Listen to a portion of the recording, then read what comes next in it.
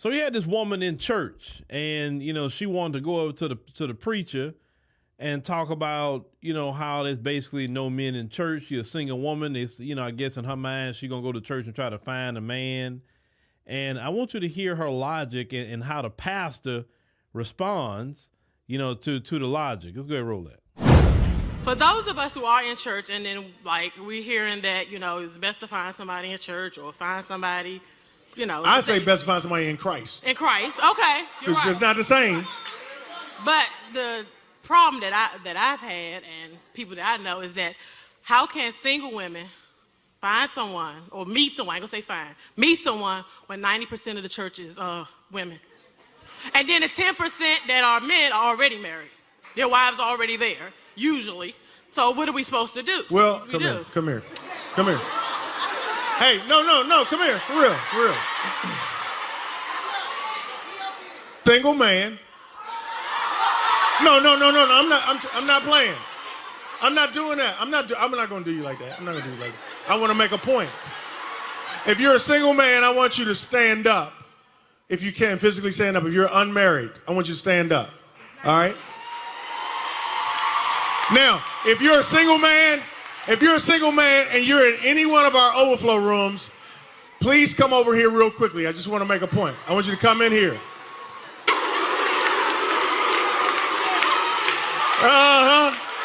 Now. Oh, that is so beautiful. What's your name? Huh? Danielle. Okay, listen. See, when Danielle made the statement, the reason why I wanted to change the narrative is because it's extreme. Like she says, it ain't no men here, no men in the church, and 90% of us are women, and the other 10% of men who are in here are already married. I'm saying all these men right here are single men, right? So you say, what I'm saying is, you see all of them? All you need is one. You ain't got to worry about the stats. All you need, hey! Go get him. Hey! Thank y'all. Now, how the pastor kind of bust out her extreme, ideology is what really happens today, especially, online. You have them come up with all these stats and saying, oh, look at this. They take a few people and look at their relationships or whatever and say that's the majority, instead of in the real world looking at what's real world application. That's why I always say that I want to make sure anything that I'm saying could have some real world application, or I'm taking it from the real world. And as you can clearly see, they had men in the church house, right? But see, I would have took it a little bit further, because I would have asked her, what makes you wife material? What makes you wife material? Like, do you have any children? I'll start asking questions.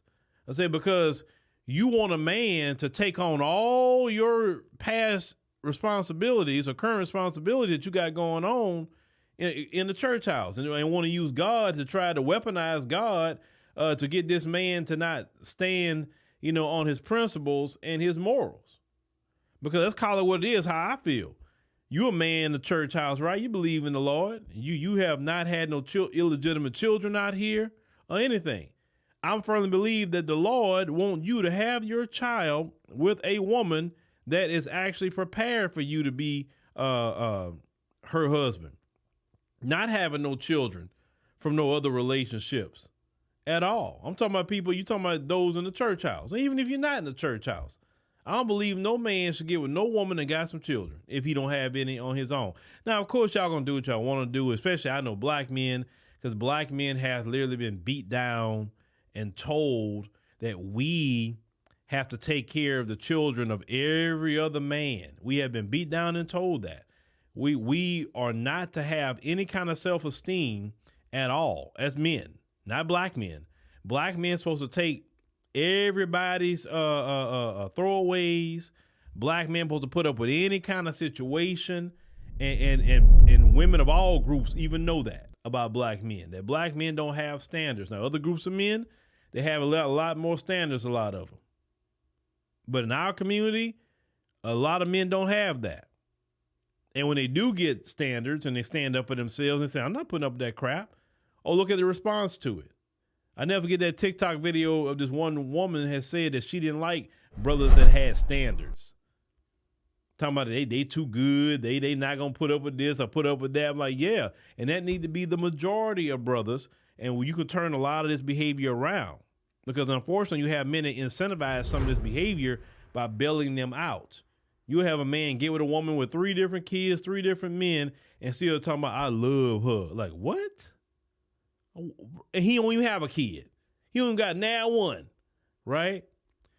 But that extreme, thought process, now, he's right. And you can use that on men too. All you got to do is find one, but this is the problem. Trying to find that one in the midst of, it's like a needle in a haystack. Sure, all you got to do is find that needle in the midst of a haystack. Well, you may be so tired looking for the needle in the haystack, you say, you know what, I'm done. I'm going to go where I know the needle's at.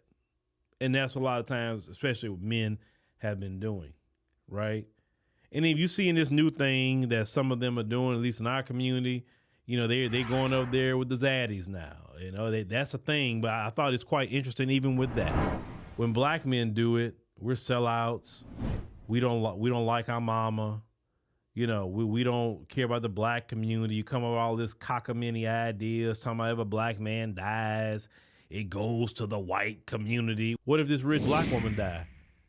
Her money not gonna go to the white community? Also, all this logic that about black men goes out the window when it comes to them. Have you noticed that? And see, and brothers just tired of the whole thing. They just tired of it. They tired of it, and they just not putting up with it, and rightfully so.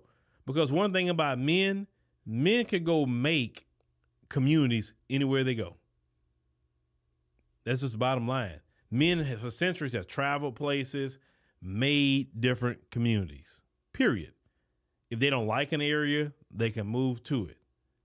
Now, what that man said, the pastor said, he kind of exposed her too. For men in the church, he said, no, the men in Christ. In other words, that man may not be in the church, but he may love Christ, right? Her motive for going to church is not the Lord. Her motive is to go look for a man. That's her motive. And that's how he busted her out real quick. And that's why some men even say, man, okay, you think about it, say, okay, man, I can get me a woman out of church, and you can meet some she devils right in church.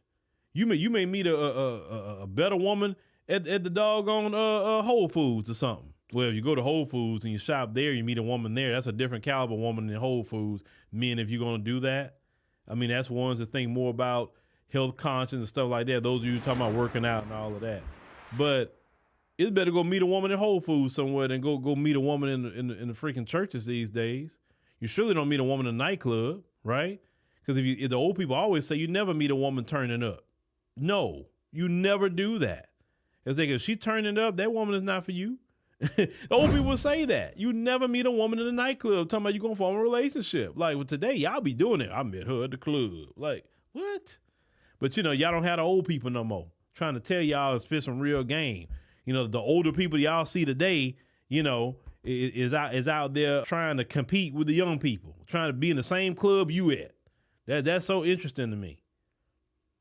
You're not even them kids' age, but you in the same club they in. I'm like, bro, don't you transcend that? Don't you look at that like it's childish? I already did that already. I'm over here talking to different people. We trying to get to the bag over here.